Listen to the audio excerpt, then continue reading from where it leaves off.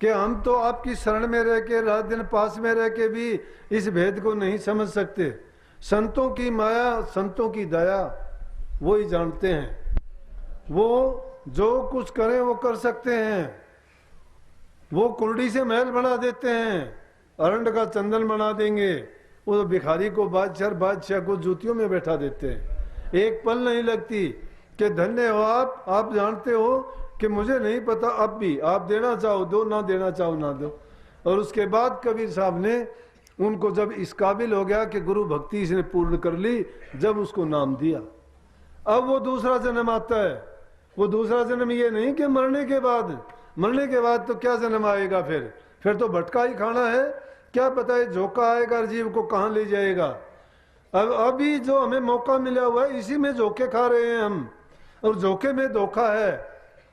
अब भी हम नहीं समझते कि चाहे हमारे द्वार पे आके भी कोई कहे कि ना भाई बुराई ना कर, नहीं समझते। कोई भागी जीव ऐसा होगा जो बुराई को बुराई की दृष्टि से देखता हो। जब बुराई करते हैं उस बुराई को हम बुराई की दृष्टि से ही नहीं देखते। वो बुराई करने वाला सोचता है कि और सब मूर्ख हैं, बेवकूफ हैं, ये मुझे ज्ञान देता है, समझाता है, इसको क्या पता। तो दूसरा जन्म जो होता है वो नाम का फिर आता है। जब नाम के काबिल हो जाता है, प्रेमियों पहले नाम के काबिल बन जाओ। नाम तो आपको मिल जाता है, कोई बात नहीं, और इससे आगे आगे तो और भी इससे सस्ती तरह से नाम मिलेगा।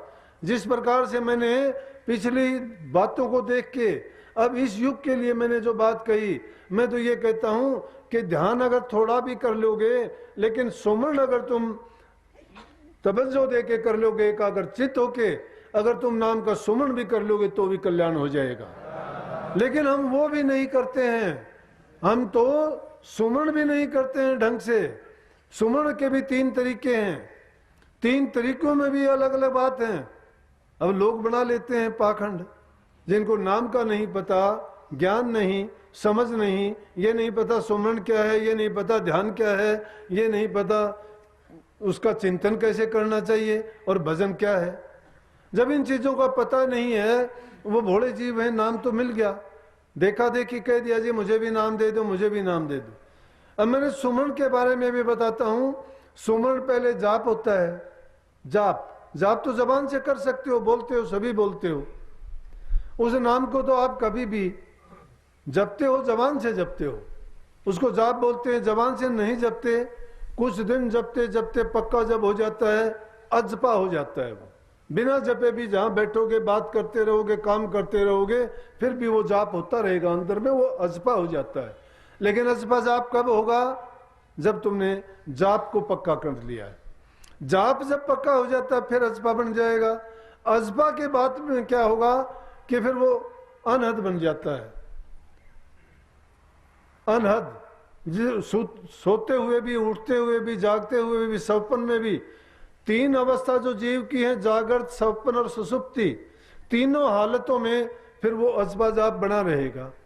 अब उसका भी सुमरण भी कैसे करते हैं? सुमरण भी त्रिगुणात्मक करते हैं। एक सुमरण करते हैं हम अपने हित के लिए, रजोगुणी है ये। जब हम अपने किसी काम के लिए सुमरण करते हैं वो रजोगुणी सुमरण है। जब किसी के नुकसान के लिए करते तमोगुणी है वो। लेकिन जब ना हमारे लिए करते हैं, ना किसी के बुरे के लिए, ना अपने अच्छे के लिए, सिर्फ उस नाम को निस्वार्थ होके, निर्विकल्प होके उस नाम का सुमरण जब करते हैं, उसके पीछे हमारा कोई उद्देश्य नहीं होता, वो सतोगुणी सुमरण है, त्रिगुणात्मक सुमरण हुआ। अब देखो, जाप करने में जो शक्ति है उससे 10 गुना शक्ति अजपा जाप में है, और अजपा जाप से 100 गुना ज्यादा शक्ति अनहद में है। कबीर साहब ने जो इस बात को कहा कि जाप मरे, अजपा मरे, अनहद भी मर जा, सुरत समानी शब्द मरता ये काल नहीं खा। ये सुरत तो शब्द में बाद में समाती है, लेकिन इन 3 अवस्थाओं से गुजरने के बाद में। इसलिए प्रेमियों, जब नाम मिल जाता है जीव को, वो दूसरा जन्म है। नाम मिलने के बाद में नाम की कमाई करो। नाम कैसे होगा? एकाग्रचित्त होके, सब वासनाओं को त्याग के, सब चीजों से अपने मन को हटा के, जब एक सिर्फ नाम में, प्रभु भक्ति में ही अपनी सूरत को शब्द में जोड़ देंगे, तो उसमें शब्द का सुनना होगा, प्रकाश का देखना होगा, दो ही चीज रहेंगी इसमें। नाम के जब जो दूसरी श्रेणी है, दूसरा पद है, उसके अंदर सिर्फ दो ही चीज रहेंगी, सुरत भी रहेगी, शब्द भी रहेगा। क्योंकि शब्द डोर जो लगी हुई है, सुरत उससे लग जाती है और ये ऊपर की तरफ अपने आप खिंचाव होना शुरू हो जाता है। जिस प्रकार से आकाश में गुरुत्वाकर्षण शक्ति है कि इस पर नीचे की ओर चीज जब ऊपर की ओर भी फेंकेंगे तो चीज नीचे ही आके गिरेगी, इसीलिए रूह को भी नीचे की ओर खींचती हैं चीजें। लेकिन जब शब्द की शक्ति इसको मिल जाती है, वो इसको फिर ऊपर खींचना शुरू कर देती है। वो अंदर की अवस्था है, बाद में आती है। रास्ता एक नहीं है, रास्ते भी उसके कई हैं। पपील का रास्ता है, मकड़ी का रास्ता है, मछली का तरीका है, और फिर अलल पंख का रास्ता है। कीड़ी की चाल चलती है सूरत, आहिस्ता आहिस्ता आहिस्ता आहिस्ता। कितने दिन लग जाएंगे? जिसका मन पवित्र है, भावनाएं अच्छी हैं, संकल्प सच्चा है और लगन उसकी लगी हुई है, जो इसी जीवन में अपना काम करना चाहता है, तो उसका जल्दी भी काम हो जाता है। लेकिन सूरत की चाल बहुत धीमी होगी, पहले कीड़ी की चाल होगी। मछली की चाल क्या है? जैसे मछली पानी की धार को पकड़ के उल्टी चढ़ सकती है, नहीं तो पानी के साथ नीचे तो चीज गिरेंगी, ऊपर कोई नहीं चढ़ सकती। मच्छी में ताकत है कि पानी ऊपर से नीचे की ओर गिरेगा, मच्छी उल्टी धार को पकड़ के ऊपर चढ़ जाएगी। इसी प्रकार से सूरत में ये ताकत है कि चाहे गुरुत्वाकर्षण शक्ति शरीर की, दूसरी शक्तियां इसको नीचे की ओर सूरत को खींचती हैं, लेकिन शब्द इसको ऊपर की ओर खींच लेगा जब ये उसमें चढ़ना शुरू करेगी। और मकड़ी की क्या है कि मकड़ी जैसे तार छोड़ती है मुंह से, और जब वो नीचे की ओर आती है और उसी तार को पकड़ के ऊपर चढ़ जाती है, ऊपर से ही उसको छोड़ के। ये इसका रास्ता जब बनता है जब ये मंजिलों को तय करती है, तय कर लेती है ज्यादातर।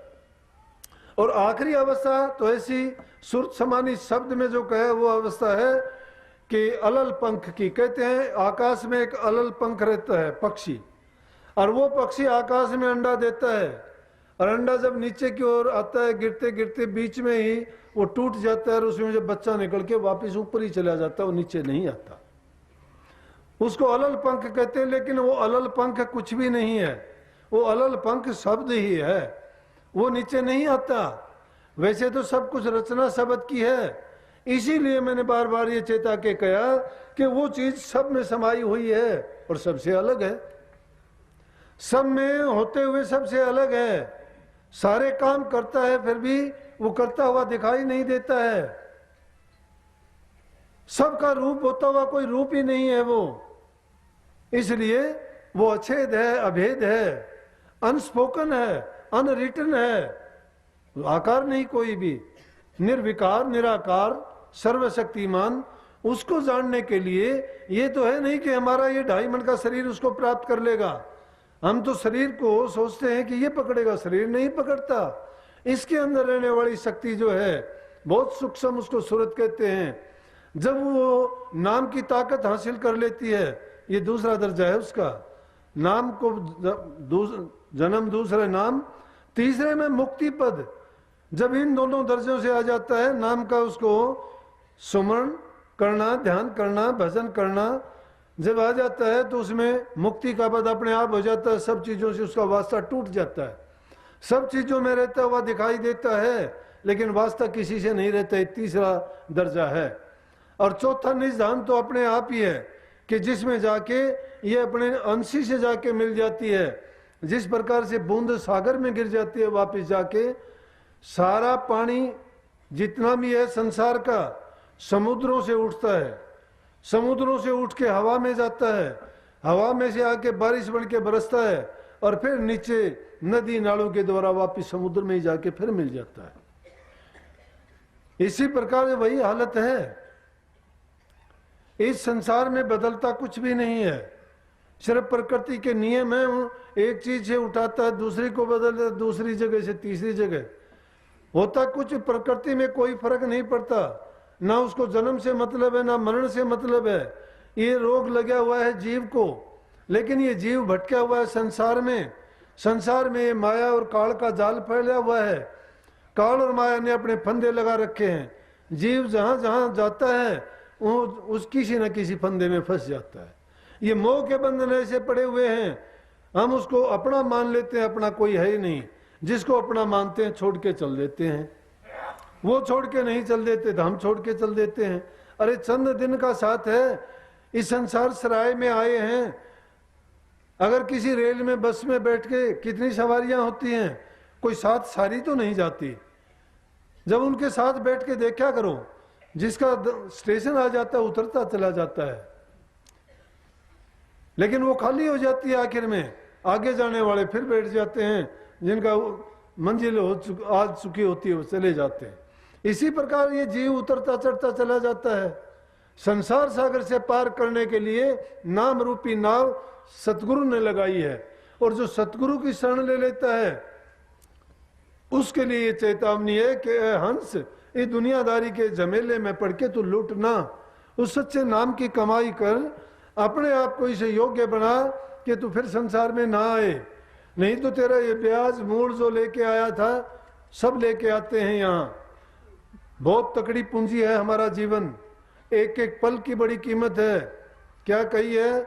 सुन ले अनजान तेरा होत मूल नुकसान, छोड़ निज ज्ञान कहाँ फिक्र करे माल की, बड़े बड़े छत्रधारी तेजवंत रूप भारी, गए छोड़ छोड़ हाथी घोड़े रथ पाल की, 4 दिन का जीवना विचार देख लाभहान, होएगा हैरान जब हाक पड़े काल की, बिरथा बिताओ ना अटल अमोल सांस, एक एक पल जात लाख लाख लाल की। कि इसको व्यर्था बिताते हो, एक एक पल लाख लाख लाल की है। अगर नहीं समझते तो समझो। कहते हैं कि सिकंदर ने दुनिया को लूट के बहुत बड़ा खजाना भर लिया, मीलों का, मीलों के खजाने भर लिए, ढेर लगा लिए उसने माया के। लेकिन जब अंत टाइम आया, थोड़ी उम्र थी, ज्यादा लंबी उम्र नहीं जी सका। कहने लगा कि एक बार मैं मेरी माँ से मिलना चाहता हूं। बोला कि जितनी दौलत है ये सारी दौलत दे सकता हूं मैं, लेकिन मेरी माँ से मिलने का मुझे टाइम मिल जाए।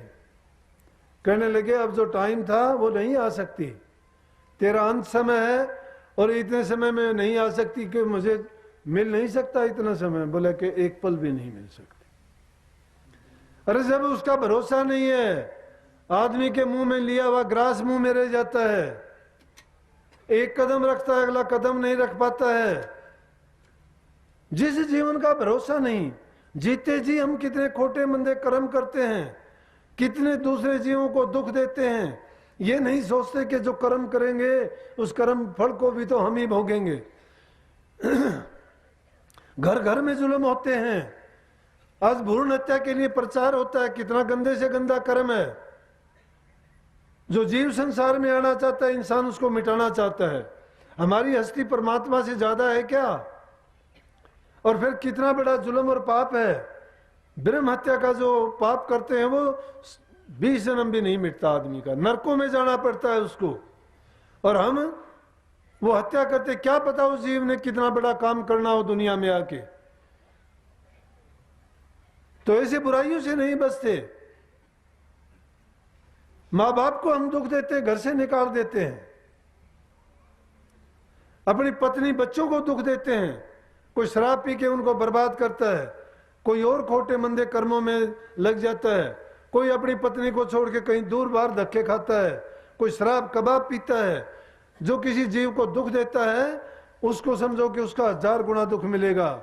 संसार का नियम है, कोई एक बीज बोएगा उसको 1000 गुना उसका भोगना पड़ेगा। इससे ज्यादा जुल्म और क्या होगा? सिर्फ इस पेट पापी के लिए हम ये काम करते हैं, अपनी रूह के लिए कोई काम नहीं करते कि कितने दिन के लिए हमें जीवन मिला है, क्यों ना हम अच्छे काम करें, नेक काम करें। जिन्होंने नेकी करी उनके नाम सदा के लिए अमर हो गए। अमर शरीर नहीं होता, अमर उनकी कीर्ति होती है, उनका गुणगान होता है। आज भी जिन महापुरुषों ने संसार के लिए, दूसरों के लिए कल्याण के काम किए, परोपकार के काम किए, दूसरों की सेवा सुख दिया, जिन्होंने अपना सब कुछ न्यौछावर कर दिया किसी दूसरे के लिए, आज उनके नाम इज्जत और सम्मान के लिए लिए जाते हैं, तो सदा के लिए अमर हैं। वो जाते नहीं है संसार से।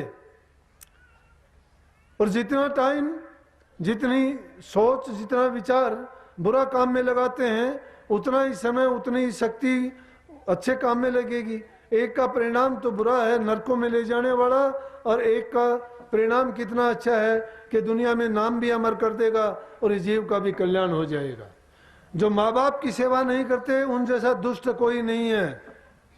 जिनसे हमारा शरीर बना, जिन्होंने हमें सब कुछ दिया, और हम उस माँ बाप को आज अगर दुखी करते हैं तो वो कोई धर्म का पालन नहीं करता। तुम्हें धिक्कार है, फिर ना गुरु के पास जाओ, ना मंदिरों में जाओ, ना तीर्थ व्रत करो, ना यज्ञ हवन करो। तुम काम सब कुछ करते हुए दिखाई देते हो, धर्म भी करते हो और धार्मिक कर्म भी करते हो, लेकिन वो करते हुए तुम पाप वैसे के वैसे करते हो। तो तब्दीली क्या हुई? हमने अपने आप को ना सुधारा है तो अच्छाई की गुंजाइश नहीं है।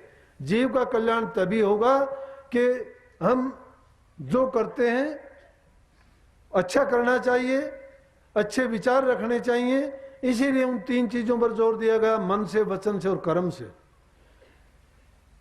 सेवा करनी चाहिए, प्यार करो, आसपास का जीवन खुशियों से भरा होगा। घरों में प्यार, प्रेम, शांति रखो, बूढ़े बुजुर्ग की इज्जत कदर करो। मैं कहता हूं कि जहां जिस घर में शांति है, प्रेम है, उस घर में लक्ष्मी का वास है, सुख शांति रहेगी, कभी कोई दुख चिंता उनको नहीं आएगा। लेकिन जिस घर में ऐसे जुल्म और पाप होते हैं, जिस घर में निंदा चुगलियां होती हैं, तो यूं सोचो कि वो शमशान के समान है, वो घर नहीं है। वो चाहे अपने आप को अच्छा समझते हो, लेकिन उनका लेखा जोखा सब यमराज के हाथ में होता है और वो नरकगामी होते हैं ऐसे जीव।